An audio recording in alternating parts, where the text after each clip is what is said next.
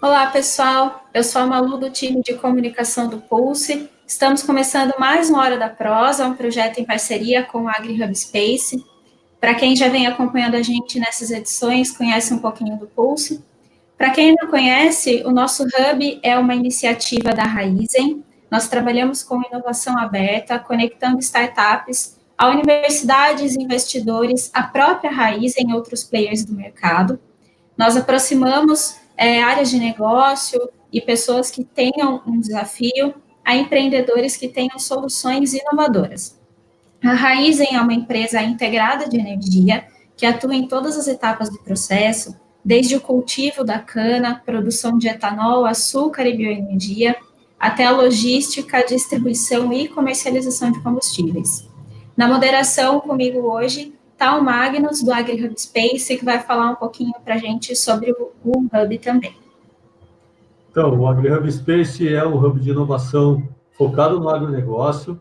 Ele surgiu no Mato Grosso do Sul, uma iniciativa da FAMATO, junto com a LM Ventures, a nossa empresa. E ele possui uma parceria com players relevantes de referência no mercado agro, como a Agroamazônia, do Grupo Sumitomo, a AMAGE, a Bayer, a TMG e a Rede Fazendas Alfa. E o nosso espaço busca basicamente fomentar a inovação aberta, tentando conectar as necessidades dos produtores da agricultura e pecuária com as empresas parceiras, que eu já citei os nomes, com startups, pesquisadores, e a gente, em conjunto, desenvolver novas tecnologias e novos métodos para solucionar problemas reais do campo.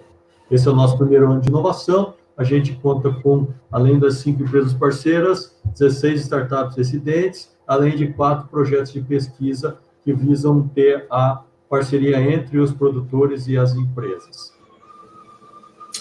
Pessoal, hoje o nosso tema, então, é gestão e análise de risco, e a gente trouxe aqui 2 profissionais de peso para falar sobre isso, que são a Thaís Fornícola, gerente de polo industrial da Raizen, e o Carlos Ortiz, que é Senior Associate do Centrec Consulting Group.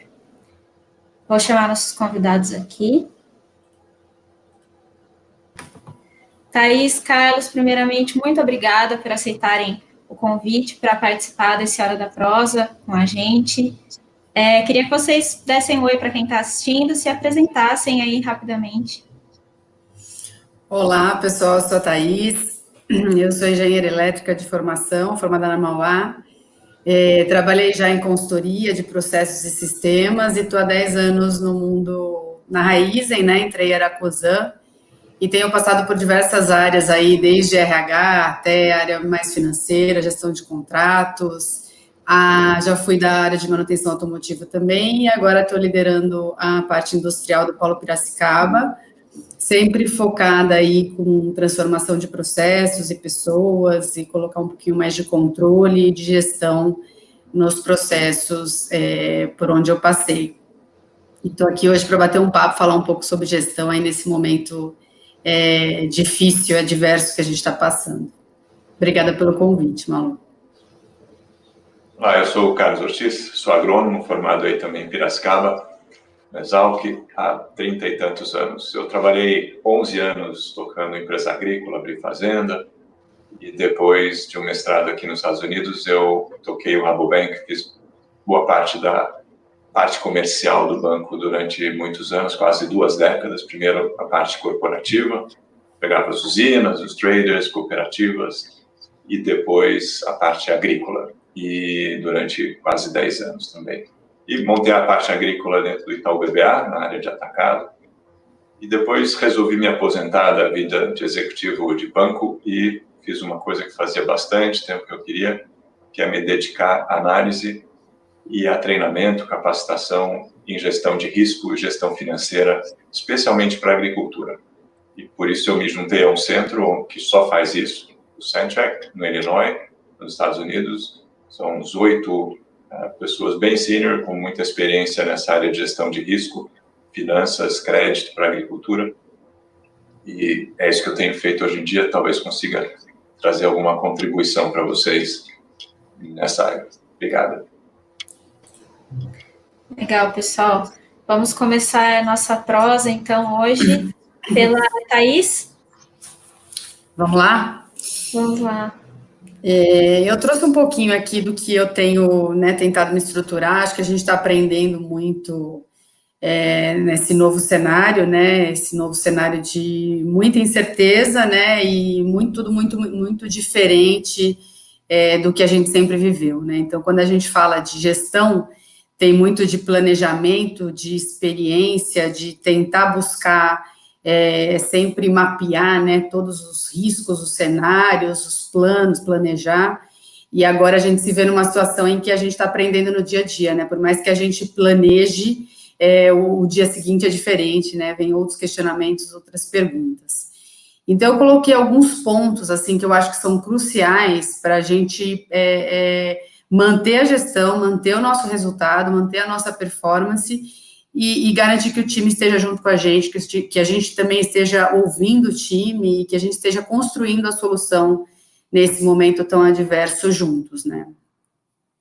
Então, como primeiro ponto aqui, que eu acho que é da onde a gente parte, é garantir que a gente tenha uma comunicação transparente com o time e que a gente esteja próximo, né? Então, é muita coisa que vai acontecendo, as pessoas vão comentando, vão falando, e a cabeça, né, também é ter um lance de você ter um desvio, né, até de reflexão, de pensamento, de foco, que é importante a gente estar próximo para entender o que está passando na cabeça dessas pessoas e como a gente consegue ajudar a endereçar as dúvidas, as inseguranças e garantir que a gente está tratando e mitigando tudo isso, né? Então, eu acho que o primeiro ponto é a comunicação e a proximidade com o time, né? Garantir que a confiança continue estabelecida, se ela não estava estabelecida, que ela seja estabelecida. E nesse momento, no momento de crise, é um momento crucial para você conseguir estabelecer a confiança. Então, é muito fácil você perder, e ao mesmo tempo, como a gente está todo mundo muito sensível e muito inseguro, é também fácil de ganhar. Então, a gente tem que garantir que a gente direcione os esforços para o lugar certo, para que a confiança ou não se perca, ou que a gente construa ela a partir daí, né? De repente, você não tinha tanta proximidade com o time, não tinha tanta oportunidade de estar próximo, né, num cenário normal, onde você está lá procurando resultado, planejamento, muito mais no número e menos na conexão, e acho que agora a gente está tendo a oportunidade de garantir que a gente esteja junto e que os problemas estejam sendo endereçados. E uma coisa que eu vejo muito é que a cada dia é uma novidade, né? Então, a cada dia é uma nova preocupação, é um novo questionamento, como a gente faz isso? Será que a gente faz? A gente não tinha previsto, né? A gente está com o time bastante reduzido por uma questão de pessoas que estão no grupo de risco. Enfim, como que a gente garante a qualidade, né, do que a gente está fazendo, a segurança das pessoas, com menos gente, muito das pessoas que estão fora da operação são as pessoas mais experientes, então a gente está garantindo a capacitação das pessoas, o acompanhamento delas, né, para que nada saia fora do que a gente espera nesse momento. Então, comunicação, construção de confiança, transparência e proximidade, então isso daí relacionado a pessoas, eu acho que é o principal ponto, tá? Quando a gente fala de gestão de processo mesmo, de entrega, não dá para separar as duas coisas, né, porque quem entrega são as pessoas, mas quando a gente fala de como que a gente vai gerir o negócio, eu acho que a gente tem que olhar de uma maneira ampla, mas buscar o que realmente é essencial, o que vai fazer a gente produzir, né, então a gente tem sempre um aparato grande de controles, de outras ferramentas que a gente vai usando, vai construindo, às vezes até uma burocracia excessiva, né, e que agora, numa situação dessa, a gente vai para o coração mesmo, né, busca o que a gente precisa produzir, para a gente produzir, a gente precisa das pessoas aqui centradas, capacitadas, para garantir que a gente vai entregar, então a gente tem que fazer isso de uma maneira muito focada, né, e quando a gente fala do planejamento, a gente faz um planejamento já muito padrão, muito já conhecido. Agora a gente faz planejamento, né, do cenário A, do cenário B, o cenário C, e às vezes aparece um quarto cenário que a gente não está preparado e precisa se reinventar nesse meio do caminho, né? Então, a gente tem feito uma gestão muito próxima, a liderança está fazendo uma gestão muito próxima, a gente tem calls várias vezes na semana para trazer esses pontos que aparecem e que a gente às vezes não está preparado, né? Às vezes unidades se ajudando, emprestando recurso, garantindo um planejamento bastante focado aí para a gente não sair do prumo. Então, falando o primeiro ponto, a comunicação, o segundo ponto, pensar no essencial, e dentro do pensar no essencial, ter o planejamento do plano A, B e C, garantir que a gente está reduzindo perdas, né, desperdícios, então garantir que as pessoas estão focadas em não errar, né, evitar qualquer tipo de retrabalho, e monitorar elas de perto para que isso não aconteça. E um outro ponto também é aumentar a produtividade. E como é que a gente aumenta a produtividade nesse caso? A gente, na verdade, está aumentando o escopo das pessoas, né? Então, diminuiu o número de pessoas, só que agora a gente tem menos gente, mas fazendo um escopo um pouco maior, né? E isso pede um pouco mais de atenção, calma, cuidado e treinamento. Então, a gente está indo bastante nessa linha quando a gente fala de gestão do negócio, tá?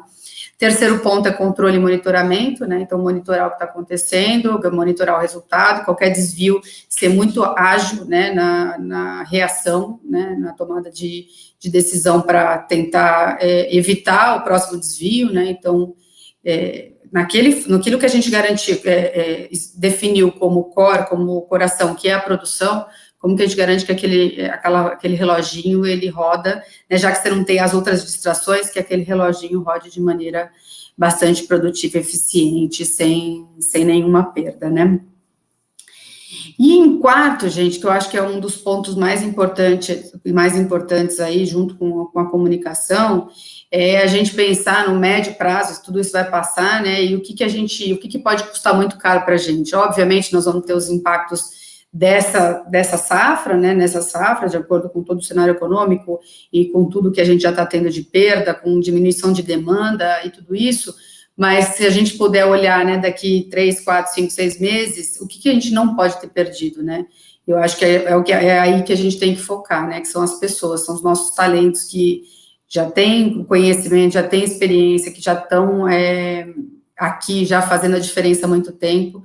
Então, garantir que a gente tenha eles com a gente aí com saúde, né, e engajados aqui no nosso negócio, para quando a gente voltar, conseguir voltar um nível menor aí de alavanca na nossa curva de retomada full. Então, eu coloquei esses 4 pontos aqui como pontos principais, aí eles são muito parecidos com pontos de transformação, né? Quando você vai fazer a transformação de uma área, você faz o diagnóstico, né, se aproxima do time, entende onde estão, estabelece essa relação de confiança para que os problemas efetivamente surjam, apareçam, os problemas verdadeiros, que são as causas, raiz dos problemas, e aí eu vejo uma conexão muito próxima, né, você viver esse momento onde você vai atrás do essencial, que é a mesma coisa que você faz numa transformação. Você busca entender o que vai mexer o ponteiro, né, o que vai mexer o ponteiro vai ser o resultado core, que é o que a gente está fazendo aqui, para depois, né, depois que você faz a transformação de uma área, que você conseguiu transformar o resultado daquilo que é o principal, aí você vai incluindo novas ferramentas de gestão, novos monitoramentos, novos controles, para ir só aperfeiçoando e sofisticando cada vez mais a sua gestão. Mas eu vejo esse momento uma gestão um pouco mais bruta, né, no sentido de ser bem focada, deixando bastante de lado, né, os outros controles, as outras ferramentas, como a gente faz na transformação. Então, esses seriam aí meus 4 pontos de gestão que eu estou endereçando nesse momento de crise, junto com o meu time e com meus pares. E aí eu passo a bola para o Ortiz para dizer para a gente um pouquinho, para falar um pouquinho de gestão de risco para a gente. Obrigada, Thaís. Então, vamos passar a bola para o Ortiz, como você disse, que vai falar sobre gestão e análise de risco. Ortiz, vamos lá? Bom, nessa situação que a gente está, talvez uma das frentes de risco mais importantes, depois de ter lidado com os riscos de continuidade no negócio em relação às pessoas, a parte sanitária, e a gestão da parte do risco operacional em si, vem a gestão de risco financeiro. Inclusive porque essa crise toda sanitária está virando uma crise econômica, pode virar uma crise de liquidez, por exemplo. Então, é muito importante cuidar da frente de risco financeiro. Uma vez, de novo, que já cuidou da frente de risco operacional, dos funcionários, da continuidade do negócio em si. E essa parte de risco financeira, talvez fique uma coisa muito premente agora, mas, no fundo, é o tipo da frente de gestão que você precisa sempre ter. Faz parte da boa governança, das boas práticas de governança de um negócio. Especialmente quando o negócio já fica maior, tem mais gente envolvida, você precisa alinhar as pessoas, você precisa alinhar os sócios, você, inclusive, especialmente, precisa alinhar os sócios que estão no negócio e aqueles também que estão fora do negócio, que fazem parte da família, fazem parte da sociedade, a definir e determinar um determinado nível de apetite de risco para o negócio. Muita gente, nesses últimos anos, muitas famílias aí na agricultura, no agronegócio, têm melhorado muito a sua governança, têm criado toda uma estrutura de contratos, etc., mas eu acho que, em muitos casos, têm esquecido dessa parte de definir o apetite de risco e definir alguns limites de risco para o negócio tomar. E, normalmente, as surpresas muito negativas com a sociedade vêm porque se tomou risco demais, e, em geral, risco financeiro demais, em geral, com crescimento, endividamento demais, justo porque não havia um painelzinho de controle ali, mínimo, para você estar sempre monitorando aonde está seu risco financeiro, a quantas eles andam. Dá para crescer mais, dá para investir mais, tem que segurar um pouco o pé, talvez tenha que dar um pouquinho de marcha ré, retomar o caminho e tomar um caminho mais seguro. Então, por conta da crise, talvez seja uma ótima ocasião de parar e botar essas coisas em ordem e ir monitorando-as. Fazer um bom diagnóstico, botar uma solução para caminhar e depois ir acompanhando. Mas, independente de crise, e até porque também, da mesma forma, a crise vai passar, e você quer estar preparado para as oportunidades que podem surgir depois. E, de novo, o estofo financeiro, um bom nível de risco financeiro te ajuda a poder perseguir e emplacar oportunidades uma hora que as coisas se discutirem melhor. Então, tem todos os aspectos para ser importante, é importante. E para isso, para ajudar um pouquinho, eu até fiz um app que o pessoal já compartilhou aí com quem está inscrito aqui nesse seminário. O app é para ser bem simplesinho, tem meia dúzia de perguntas ali, ou de números a serem formados. Esses números não vão para mim, não voltam para mim, não vão para ninguém, ficam só mesmo com você.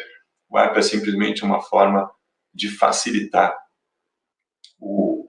a apuração de algumas coisas, de alguns elementos chaves da parte financeira e de alguns indicadores chaves, e você poder fazer um diagnóstico, mesmo que simplista, mas para pensar e com isso, com o seu próprio, a sua própria interpretação, raciocínio, eu estou seguro que dá para chegar em muita coisa ali.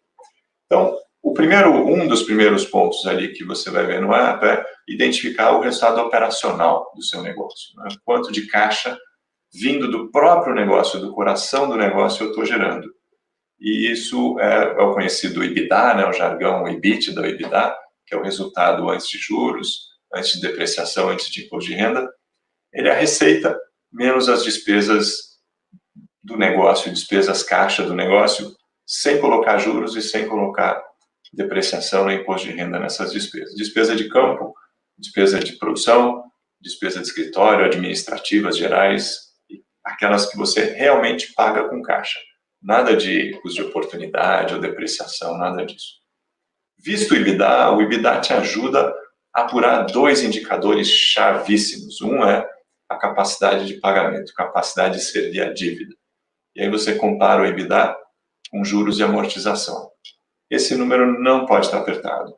Se ele estiver apertado, ou porque tem muitos juros, então precisaria reduzir endividamento, ou porque está vencendo muita conta de uma vez só. É importante alongar. E numa época como a gente está, por conta do risco de liquidez, é super importante manter um passivo mais alongado possível. E aí vale discutir com bancos, discutir com fornecedores, formas de poder alongar esse passivo pelo menos um pouquinho. e dá uma folga na capacidade de pagamento. O segundo indicador que a gente mede com o EBITDA é a alavancagem. Você contrasta todo o seu resultado operacional com toda o seu endividamento, todo o endividamento. O endividamento não devia ser muito mais do que 3, 4 vezes o seu EBITDA. Um outro jeito fácil de contrastar endividamento com o tamanho do negócio para verificar a sua alavancagem é contrastar endividamento, todas as dívidas, tudo, dívida de terra, dívida de máquina, equipamento, curto prazo, longo prazo, trocas, contrasta isso com a receita total. E o endividamento não podia ser maior que a receita, talvez um pouquinho de nada maior, mas basicamente deveria no máximo ser uma receita. E o terceiro item, que talvez seja de longe o mais importante, especialmente agora, é a liquidez. Porque a liquidez é a primeira linha de defesa do negócio. Você deixa escapar algum ponto de crítico ali na linha de defesa, você pode perder a batalha, pode perder a guerra. Então, é super importante manter a liquidez, uma trincheira muito bem equipada, uma trincheira mesmo robusta. E como é que a gente faz isso? Você compara tudo que se pode realizar caixa no curto prazo, por exemplo, caixa que tem banco, estoque de produto e lavoura no campo, alguma conta a receber, especialmente no ramo de cana, por exemplo, você tem os recebíveis aí da usina. Então, soma dinheiro com contas a receber, com estoque, com a lavoura no campo. A lavoura que pode ser colhida no ano. E compara com todos os compromissos do ano. Dívida de banco, dívida de fornecedor, adiantamentos, dívida de máquina, as parcelas de dívida de máquina, tudo que vence no ano. Então, tudo que dá para realizar a caixa no ano, com o que a gente consegue ou precisa cumprir de compromissos durante o ano. Claro que os compromissos deviam ser menores do que o que você realiza. Assim você está líquido. E pelo menos 10, 15% de folga ali é importante. Quando a gente está ilíquido, ou seja, quando tem mais compromisso vencendo no ano do que aquela soma de dinheiro com estoque, com lavoura, com recebível, a gente está ilíquido, precisa alongar um pouco. Então, de novo, é um dos indicadores que necessita de alongamento. Quando a alavancagem é muito alta, o alongamento ajuda, mas não vai resolver. Às vezes é preciso dar um passo atrás, reduzir um pouco o ativo, vender algum imobilizado e, então, reduzir a dívida. Antes que comece uma pedalada, porque essas pedaladas, especialmente no ambiente de muita volatilidade, de muita incerteza, inclusive, é muito perigosa. Então, precisa muito evitar pedalar, portanto, eventualmente, reduzir endividamento. Então, ali no app, colocando esses poucos dados de dívida, de receita, de despesa, é possível fazer essa rápida análise e se planejar um pouco melhor e depois definir níveis máximos que você aceita dentro do apetite de risco para o negócio, a partir dos donos do negócio, da família, e monitorar se você está dentro desse apetite ou não. Obrigado.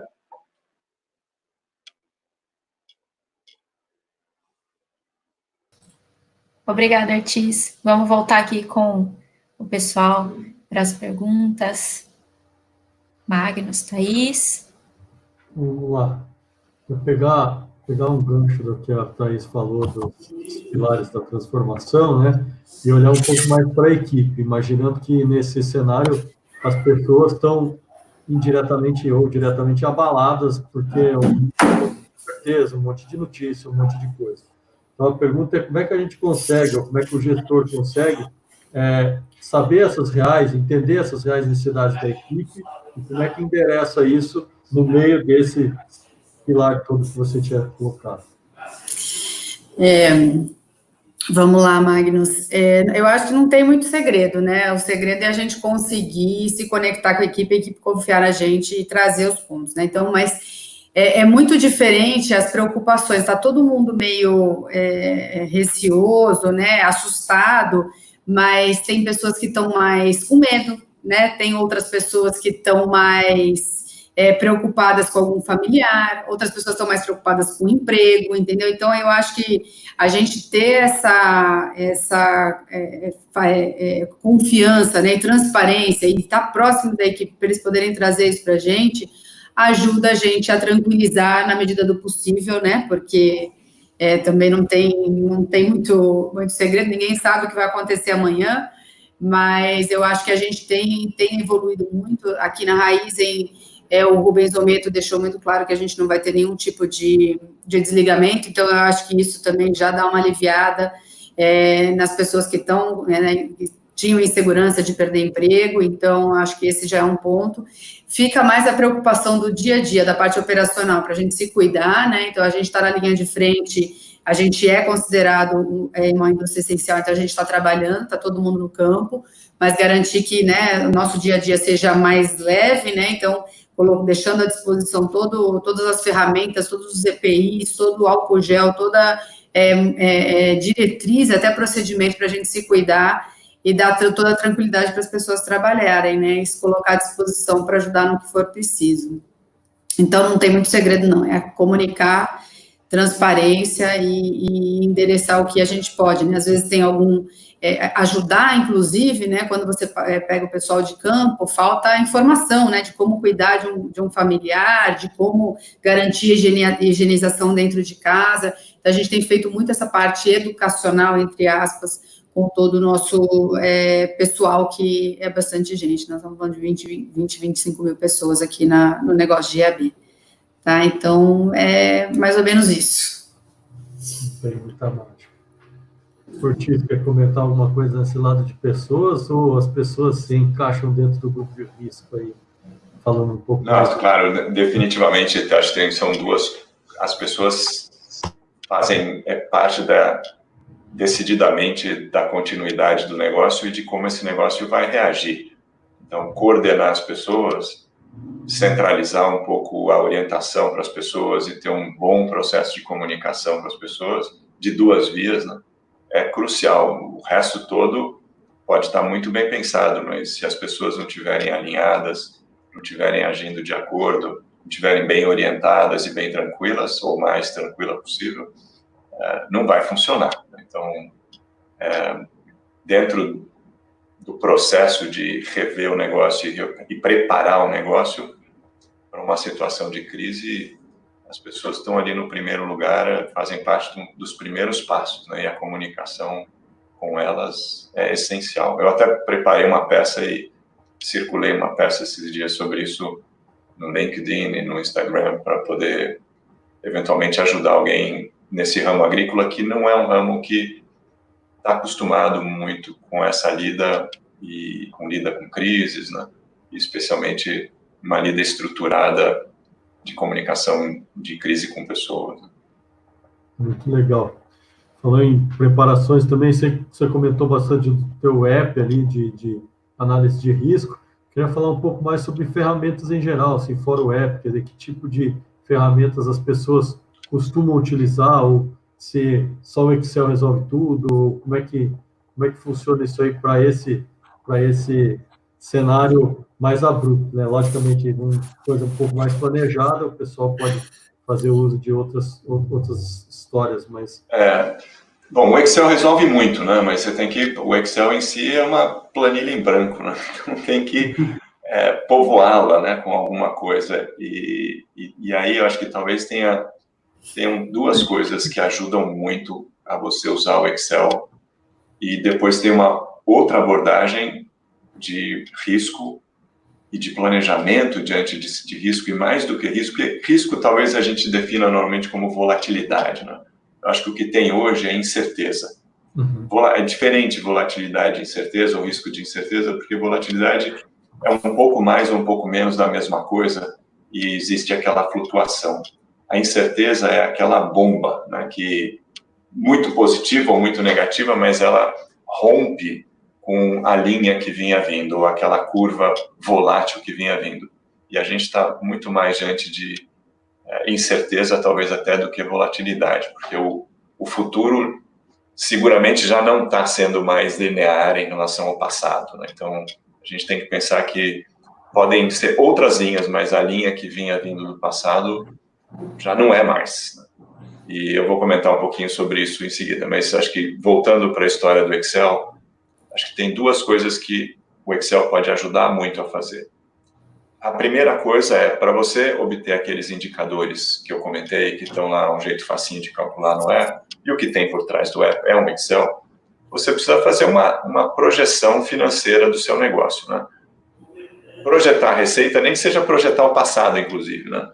Projetar a receita, despesa e fazer uma projeção de balanço.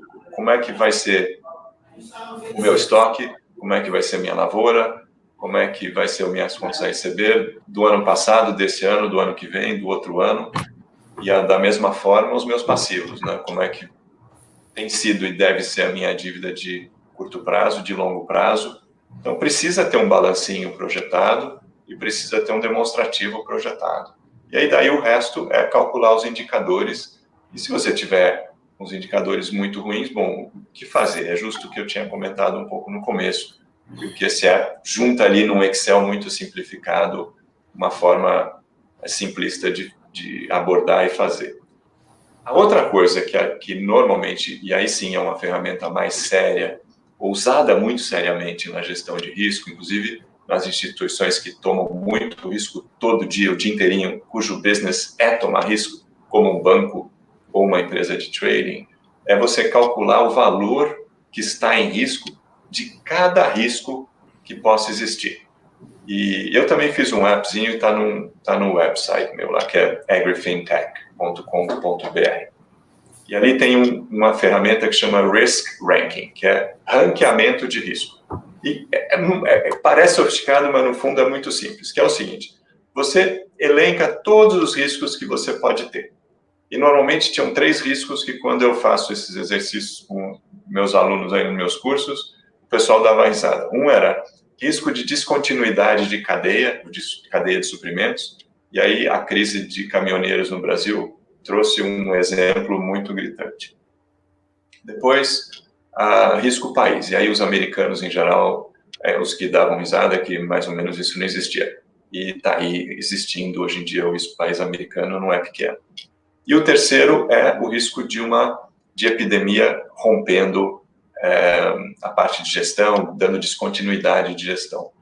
E está aí, infelizmente, os 3 que todo mundo não acreditava muito e que tinha uma probabilidade baixíssima de atacar, os 3 agora estão atacando, inclusive, ao mesmo tempo. Mas o princípio, voltando à ferramenta, que dá para fazer no Excel, uma continha muito simples, é o seguinte: você elenca os riscos e dá para eles uma certa probabilidade deles acontecerem. Digamos, de 0,1% a 20%, 30% de acontecer. E multiplica essa probabilidade pelo estrago que ele pode fazer se ele acontecer. Aqueles que têm uma probabilidade muito baixinha, mas podem causar um estrago muito grande, vão ser riscos importantes, vão lá para o topo da lista. Aqueles que têm uma probabilidade média e fazem um estrago médio, também ficam riscos muito importantes, vão para cima da lista. E aqueles que têm uma probabilidade muito baixa de acontecer, e se acontecerem fazem um estrago muito pequenininho, vão para o fundo da lista e você meio que deixa para um segundo plano.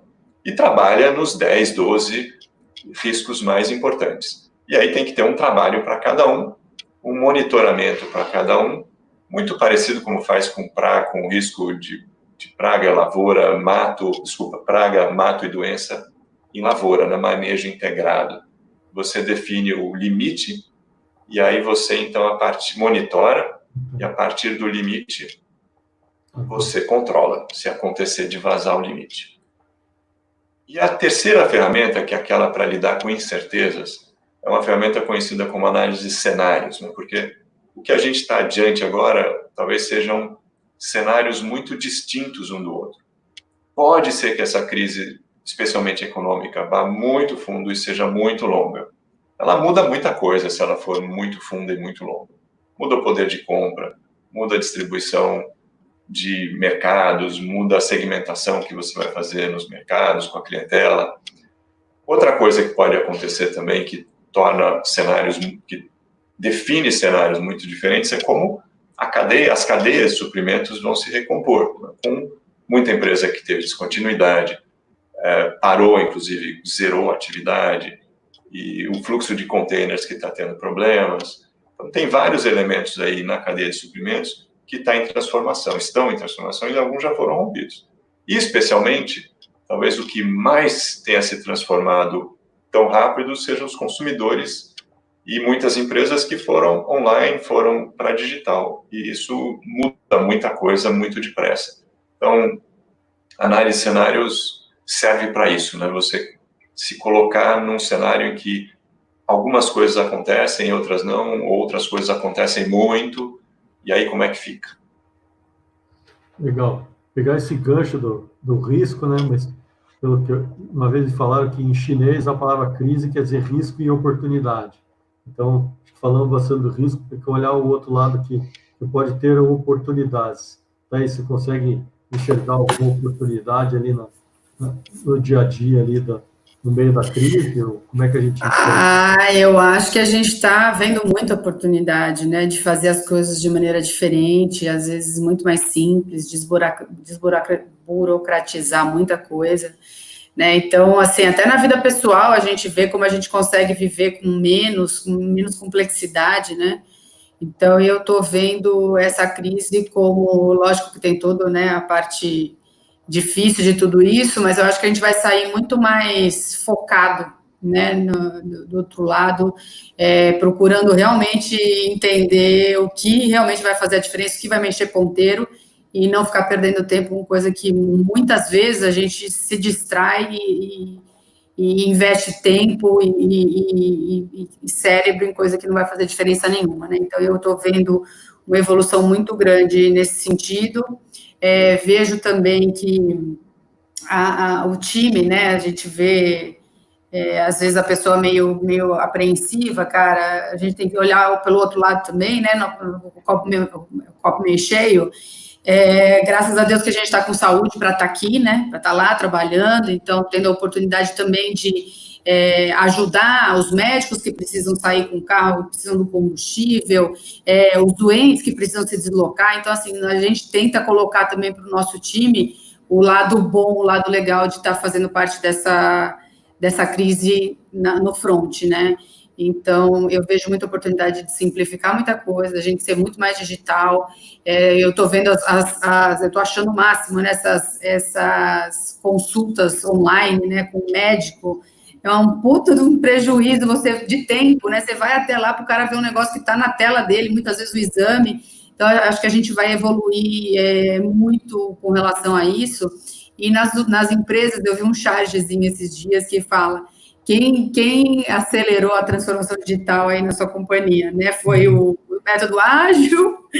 Foi alguma nova tecnologia? Não, foi o coronavírus, porque no final a gente está se reinventando, né? Fazendo reunião por Zoom, por outras ferramentas, falando muito mais, né, no telefone, sendo muito mais prático. Então, eu acho que eu vejo esse lado aí do lado positivo dessa crise toda. Legal. Ortiz, falamos bastante de risco, quer falar um pouquinho de oportunidade também? Não? Sim, tem muita oportunidade, de fato. E a primeira, mais óbvia, tem sido essa remotização de quase tudo. E isso dá para ver como isso já enraizou e como muita coisa assim vai ficar. Outra foi a digitalização e a automação. Eu moro num lugar bem pequeno aqui e foi muito interessante ver durante esse mês como alguns restaurantes e algumas empresas de serviço de atendimento se digitalizaram, se automatizaram e organizaram um fluxo operacional impecável para atender o cliente sem contato, e outras que se embananaram inteiro e aí ficaram para trás. Algumas tentaram e já você vê alguns restaurantes, por exemplo, que estavam atuando e não estão mais, e outros que colocaram, e supermercados também, algumas lojas, que colocaram rapidamente um aplicativo, uma forma muito rápida de atender a clientela, e estão num sucesso danado, estão inclusive contratando gente.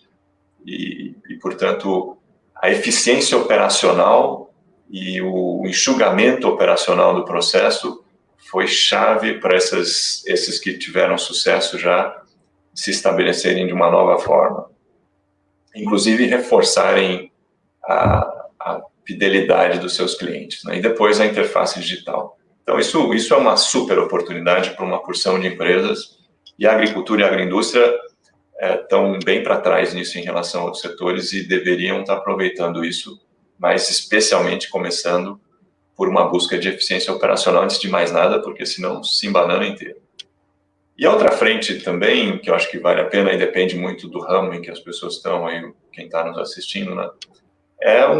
Vai haver um impacto em poder de compra dessa crise toda e, portanto, vai haver uma busca por valor, né? Uma busca por valor em relação ao produto que você está comprando ou ao serviço. Acho que esse é outro campo de oportunidade que vai se abrir, ou que já está se abrindo.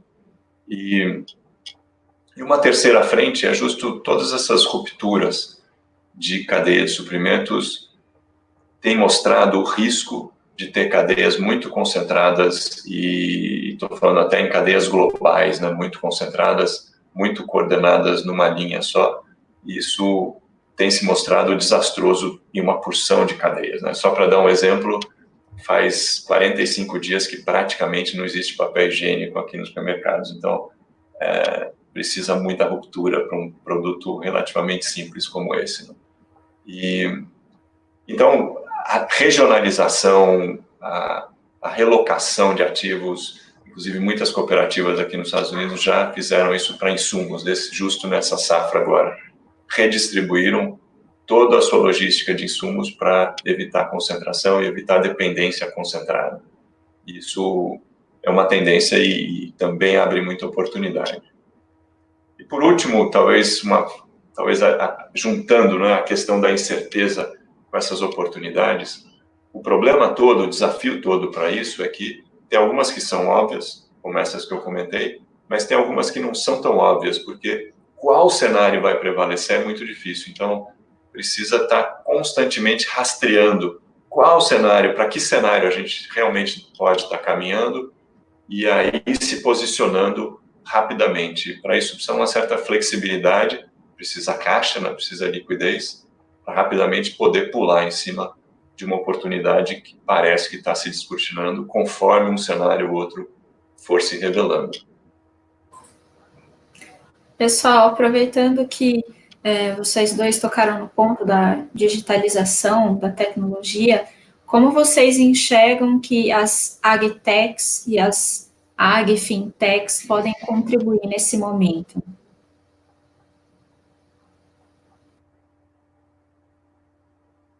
Posso pegar essa, então? Bom, a primeira coisa aí, eu acho que é voltar no meu ponto em que a digitalização precisa vir junto e, especialmente, talvez até com um certo lag, pode ser o agente que provoque, mas ela não pode vir sozinha sem uma revisão operacional e sem uma grande melhoria do que você está fazendo como conjunto. Uma coisa muito perigosa no sentido de você colocar capital, tempo, foco, dispersar atenção e, eventualmente, se perder em recursos que, especialmente hoje em dia, estão muito mais preciosos do que eram alguns meses atrás. Então, é importante que qualquer intervenção digital venha primeiro baseado numa lógica de estratégia de baixo custo, que na agricultura você pode ir para cá e para lá, não importa. Você concorre, em geral, em 98% dos casos você concorre com custo e, portanto, qualquer nova iniciativa, qualquer investimento precisa estar acompanhado de uma boa análise de que eficiência de custo você vai trazer. E ela tem que estar integrada no resto que você está fazendo para ter certeza que você vai ganhar eficiência no conjunto, né? Hoje eu vi um videozinho que me mandaram do Seinfeld, um humorista americano daí da década de 80, 90. Isso no comecinho da década de 90, ele reclamando numa piada dele que estava recebendo, olhando o canal do Tempo, imagens de satélite. E o que ele faz com isso? Ele pega o suéter para sair de casa ou não pega o suéter?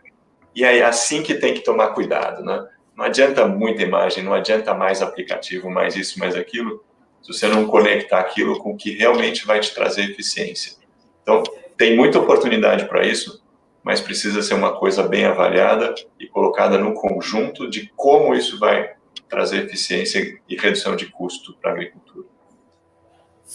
Eu acho que a gente pode explorar também um pouquinho a redução de perda, né? Então, a gente está falando de eficiência operacional, e aí o Ortiz citou, inclusive, né, os restaurantes, enfim, tudo que a gente está fazendo.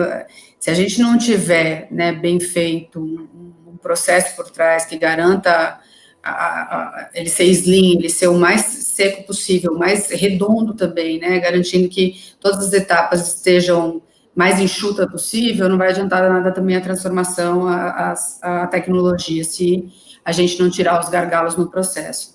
Então, eu entendo que tem que ser esse processo, isso vai aparecendo ao longo do tempo, à medida que a gente vai cada vez mais espremendo as ineficiências, né, e a gente vai estar cada vez mais sendo pressionado para isso, para depois as tecnologias virem ajudar a gente a automatizar e garantir que as coisas aconteçam sem a necessidade de mais a força humana e ser muito mais automático, né? E eu vejo também a gente monitorando cada vez mais as coisas, menos gente, né, e mais monitoramento online, via satélite, e menos hoje a gente vai ainda no feeling, né, principalmente na agricultura, a gente depende muito das pessoas, da experiência das pessoas, o cara tá lá no campo, sentir, pegar a mão, pegar na terra, então a gente começar a desmistificar um pouquinho disso e garantir que a tecnologia seja flexível o suficiente e ampla também, inteligente o suficiente para considerar todos esses parâmetros e ajudar a gente a tomar a decisão certa mesmo sem estar lá. Porque eu acho que hoje a gente tem um contingente muito grande na agricultura, porque a gente precisa, uma porque é grande o mesmo campo, né, e outra porque a gente precisa ter essa necessidade de estar lá fisicamente para tomar as decisões, e a gente tem pouca acurácia ainda na informação, então acho que evoluir nesse sentido aí vai fazer muita diferença no médio prazo. Bacana, gente. Bom, vamos encaminhando aqui para o final dessa edição do Hora da Prosa. Agradeço novamente a vocês por aceitarem participar. Deixo espaço aí para vocês se despedirem de quem está assistindo e fazerem as considerações finais.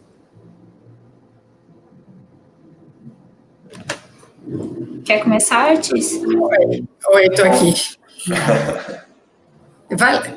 Pode ir, Ortiz.